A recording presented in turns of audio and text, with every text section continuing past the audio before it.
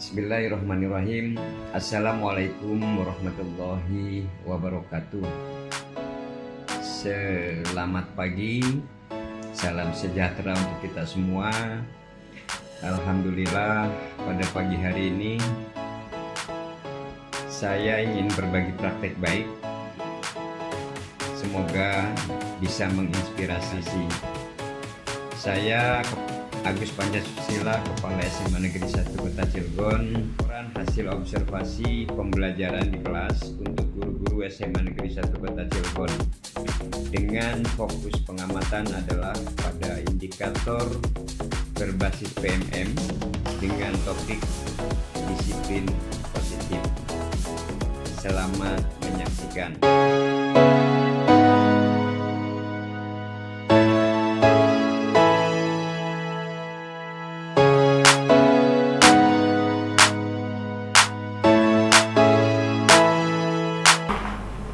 Nanti rencananya saya observasi kelasnya itu di kelas 12-9.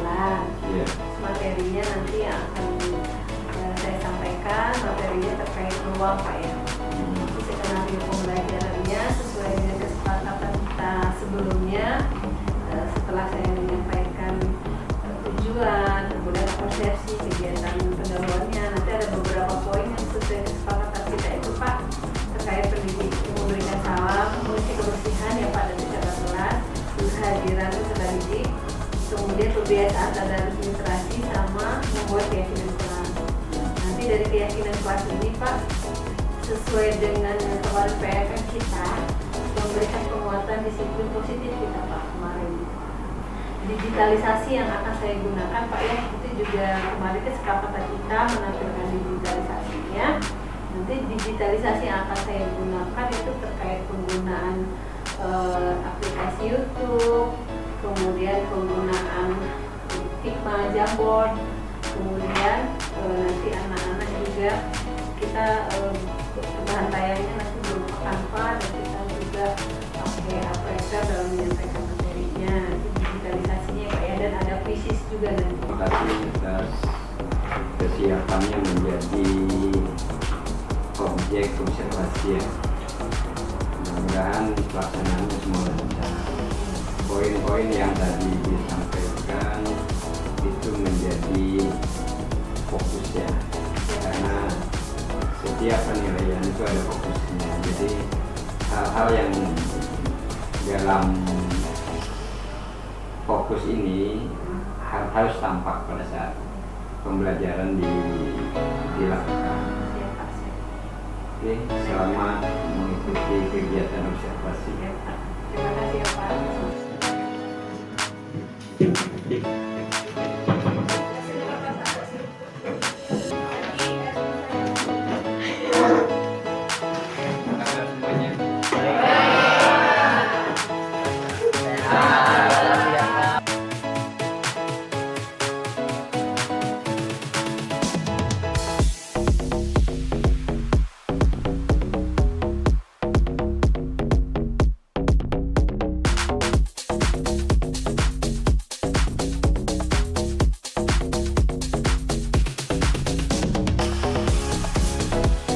Assalamualaikum warahmatullahi wabarakatuh.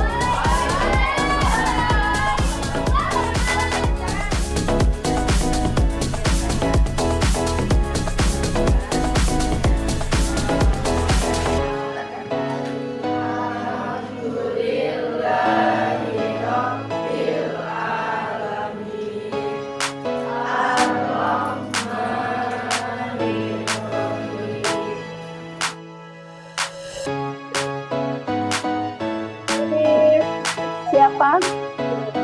Tiara. Tiara kenapa nak? Indah sakit. Siapa lagi?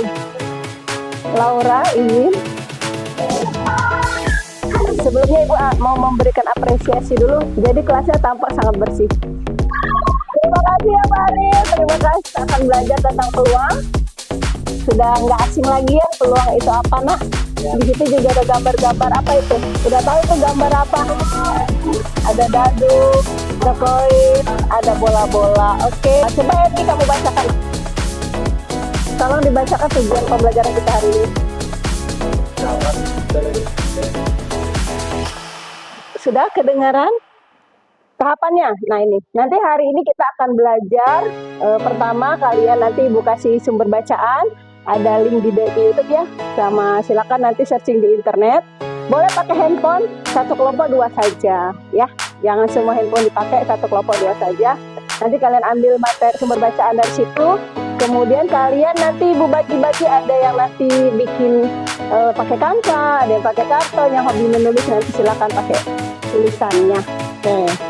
Kemudian ada diskusi dalam kelompok, kalian nanti diskusi hasil temuannya, baru kalian presentasikan. Oke, dari poin yang kita sepakati, ada nggak yang hari ini kita temukan? Masih ada yang masih apa? Pada poin nomor 1 masih menggunakan HP ya. Tidak pada saat Ibu tidak mengejar menggunakan HP, jangan menggunakan HP. Tapi untuk yang lainnya Ibu sudah mengapresiasi dan memberikan tepuk tangan buat kalian semua yang mau berdiskusi. Oke, nanti terlibat aktif sudah biasa. Disiplin, ada nggak yang hari ini terlambat? Nggak ada ya, alhamdulillah, thank you. Siapa? Emang nggak ada sih. Tapi ada Wan, pernah sekali ya Wan. Tapi alhamdulillah sudah nggak pernah lagi. Alhamdulillah, nggak apa-apa ya. Terima kasih. Manusia yang baik itu, yang beruntung itu adalah tidak melakukan kesalahan yang berulang-ulang. Thank you, terima kasih untuk kita semua menjaga ketertiban, saling menghargai dan diskusi. Oke. Nah, sebelum kita masuk ke materi yang sesungguhnya atau peluang, Ibu ingatkan kembali. Kan kita sudah pernah belajar tentang permutasi, pernah belajar kombinasi, aturan penjumlahan, dan aturan pokoknya. Tapi kita akan belajar bagaimana tadi, masih ingat Dek? Yang akan kita pelajari tujuan hari ini, bagaimana mencari peluang dengan konsep permutasi dan kombinasi. Nah, untuk itu diingatkan kembali, dari 2 contoh kasus soal ini, menurut kalian ini soalnya termasuk permutasi apa kombinasi? Ada yang bisa jawab? Apa? Permutasi. April, kenapa April permutasi? Apa ciri-cirinya? Ciri-cirinya yang saya lihat ya, susunan itu banyak pas saya Oke. Ada yang tahu cara mengerjakan nomor 1? Apa Din?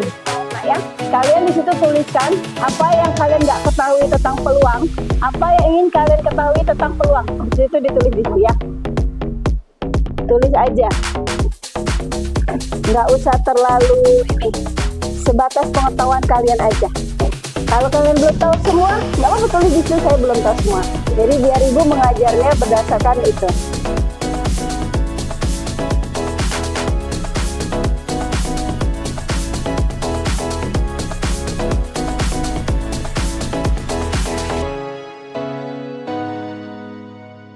Kelompoknya masing-masing yang kemarin kita sudah bagi ya, dari pertemuan-pertemuan sebelumnya kita sudah punya kelompok masing-masing. Sekarang kita mulai diskusi dengan kelompoknya Nak. Kalian nanti akan mendiskusikan. Nah, nanti kalian boleh cari di internet kemarin sama link yang sudah pernah Ibu kasihkan di guru melalui Mutiara. Ada 3 link video, boleh kalian ambil dari situ. Kemudian kalian juga bisa ambil dari sumber bacaan yang lain, boleh dari buku paket yang kalian punyai, kemudian boleh dari YouTube ya Nak ya. Nanti silakan di situ kalian bagi-bagi kelompoknya, dibagi-bagi tugas Nak, supaya misal nanti RG cari dari sumber buku Ratu, nanti bisa cari YouTube-nya ya. Utari boleh yang menuliskan atau menggambarkan, karena Utari hobinya menulis atau menggambar. Nanti intinya kalian harus bagi tugas ya. Oke, apa yang kalian akan temukan hari ini? Yang pertama, pengertian peluang ya. Meskipun tadi ada beberapa yang sudah paham tentang pengertian peluang, nanti biar pemahamannya makin kuat lagi, cari pengertian peluang, notasinya, apa itu sampel, apa itu kejadian, dan jenis-jenis peluang. Temukan jenis-jenis peluang. Jadi peluang itu nanti ternyata peluang ada berbagai macam jenis. Seperti yang kemarin permutasi kan juga ada jenis-jenisnya ternyata ya. Dan yang terakhir, cari satu contoh saja yang kalian baca tentang bagaimana cara menentukan peluang.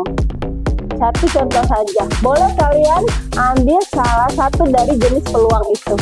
Misal, yang kalian temukan peluangnya ada 5. Ambil satu aja.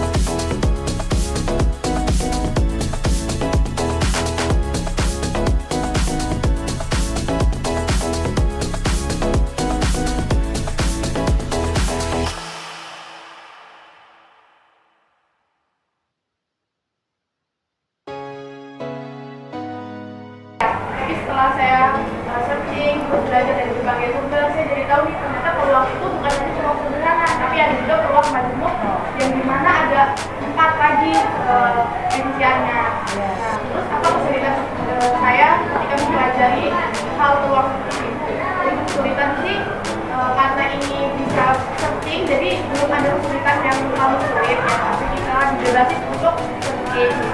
Terus untuk pertemuan selanjutnya mungkin saya akan lebih mempelajari peluang-peluang majemuk karena ada 4 jenis.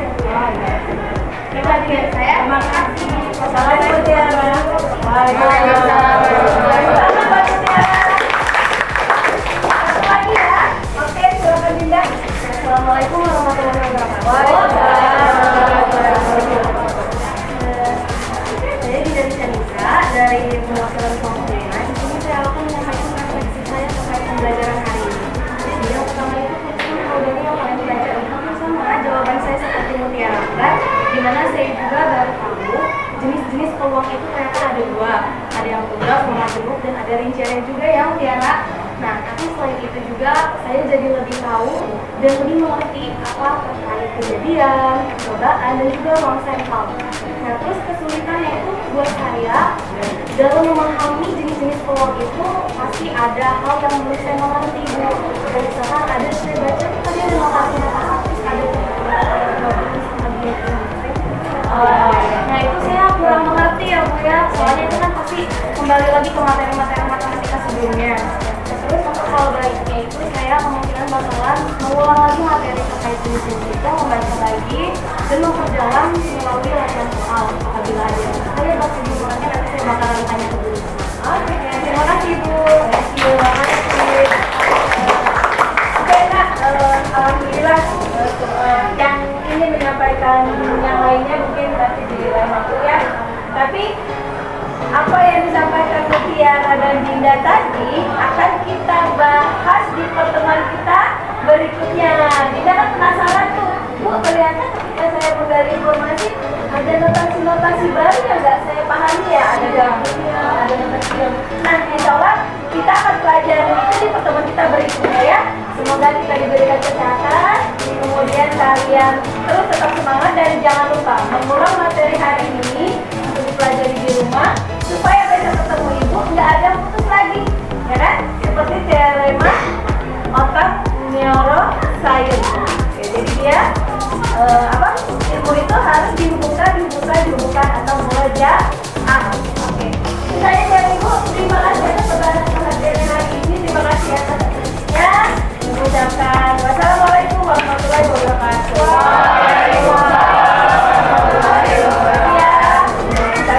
Alhamdulillah. Oke, Bu Risma, selamat datang di ruangan kerja saya. Saat ini kita sama-sama akan melakukan refleksi evaluasi dari hasil observasi yang sudah kita lakukan 1 hari yang lalu.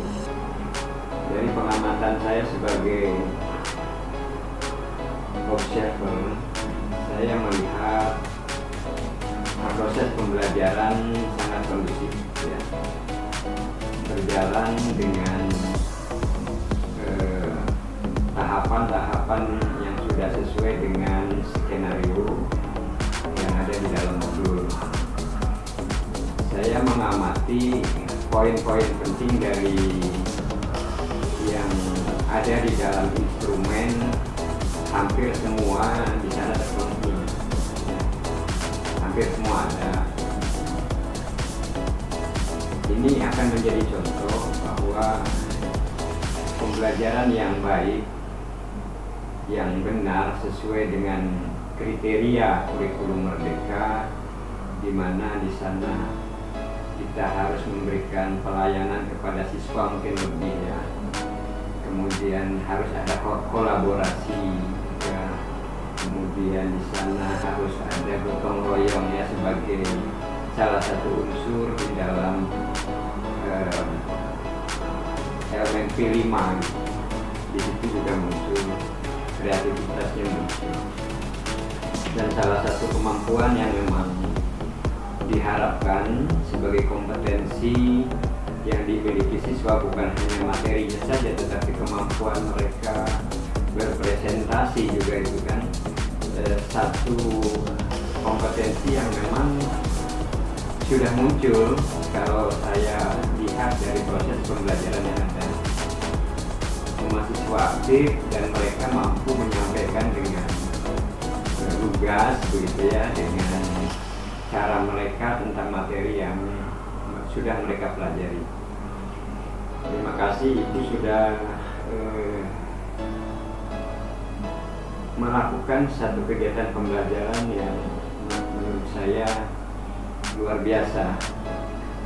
Nah, pada kesempatan ini sebagai refleksi, saya tidak hanya menilai, tapi saya juga ingin sebaliknya Ibu memberikan penilaian sendiri, begitu. Praktek baik apa yang menurut Ibu perlu dikembangkan dan sudah baik menurut Ibu? Artinya kita sebagai guru yang pertama harus banyak belajar. Dengan belajar kita nanti punya kreativitas tersendiri untuk mengembangkan pembelajaran. Seperti itu. Dan kesulitan-kesulitan dalam digitalisasi pembelajaran yang di sekolah kita ini terapkan itu sebenarnya ketika kita mau menyiapkan itu dengan dari awal, ya Pak, itu ya kita siapkan perencanaan pembelajaran itu, kita mempersiapkan pembelajaran itu dari awal. Nanti ketika kita siapkan itu segala sesuatunya dengan baik, insya Allah di dalam kelas pun itu akan terlaksana dengan baik. Seperti itu Pak. Oke, rasa cukup ya, Bu Risma. Mudah-mudahan refleksi kita hari ini menjadi catatan praktek baik kita untuk khususnya pembelajaran di SMA Indonesia